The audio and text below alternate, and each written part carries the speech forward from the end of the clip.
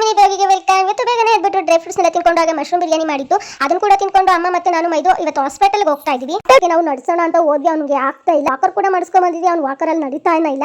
ಹಾಗೆ ಎಕ್ಸ್ರೇ ಎಲ್ಲ ಮಾಡಿಸಿದ್ವಿ. ಇವಾಗ ಡಾಕ್ಟರ್ ಎಲ್ಲ ಜಾಯಿಂಟ್ ಎಲ್ಲ ಚೆನ್ನಾಗಿದೆ, ನೀನು ನಡಿಬಹುದು ಅಂತ ಹೇಳಿದ್ದಾರೆ. ಅದಕ್ಕೆ ಮುಗಿಸ್ಕೊಂಡು ಮನೆಗೆ ಹೋದ್ವಿ. ಹಸ್ಬೆಂಡ್ ಫೋನ್ ಮಾಡಿದ್ರು, ಬೇಗನೆ ರೆಡಿ ಆಗಮ್ಮ, ಇವತ್ತು ನನ್ನ ಫ್ರೆಂಡ್ ಮನೆಗೆ ಹೋಗಬೇಕು, ಬರ್ಡೇ ಇದೆ ಅಂತ ಹೇಳಿ. ಸೊ ನನ್ನ ಹತ್ರ ಟೈಮ್ ಇಲ್ಲ, ಹಂಗಾಗ್ಬಿಟ್ಟು ಬೇಗನೆ ರೆಡಿ ಆಗಬೇಕು. ನಮ್ಮ ಹತ್ರ ಇದು ಫೇಸಸ್ ಕೆನಡ ಅವ್ರದ್ದು 3-in-1 ಹೈಡ್ರಾ ಮ್ಯಾಟ್ ಫೌಂಡೇಶನ್ ಇರುತ್ತೆ. ಇದ್ರಲ್ಲಿ ಮಾಯಿಶ್ಚರೈಸರ್ ಮತ್ತೆ ಸನ್ಸ್ಕ್ರೀನ್ ಲೋಷನ್ ಮೂರು ಮಾಡೋ ಕೆಲಸನ ಇದು ಒಂದೇ ಮಾಡುತ್ತೆ. ಅದೇ ಫೌಂಡೇಶನ್ ಒಳಗಡೆ ಸ್ವಲ್ಪ ಸ್ಟ್ರೋ ಕ್ರೀಮ್ ಅಪ್ಲೈ ಮಾಡ್ಕೊಂಡು ಹಚ್ಕೊಂಡ್ರೆ ತುಂಬಾನೇ ಗ್ಲಾಸಿ ಸ್ಕಿನ್ ಕಾಣುತ್ತೆ. ಈ ಫೌಂಡೇಶನ್ ಅಲ್ಲಿ hydration suitable for all skin type. ಹಾಗೆ SPF 13 ಹ್ಯಾಲುರೋನಿಕ್ ವಿಟಮಿನ್ C ಕೂಡ ಇರುತ್ತೆ. ತುಂಬಾನೇ ಚೆನ್ನಾಗಿರುತ್ತೆ. ಇದು 10 hours long lasting. Concealer for high coverage ಹಂಗ ಲಾಂಗ್ ಲಾಸ್ಟಿಂಗ್ ಕೂಡ ಇರುತ್ತೆ. ತುಂಬಾ ಚೆನ್ನಾಗಿ ಬ್ಲೆಂಡ್ ಆಗುತ್ತೆ. ಇದು ವಾಟರ್ ಪ್ರೂಫ್ ಆಗಿದೆ. ತುಂಬಾ ಎಲ್ಲ ಫ್ಲಾಲೆಸ್ ಕವರೇಜ್ ಕೂಡ ಕೊಡುತ್ತೆ.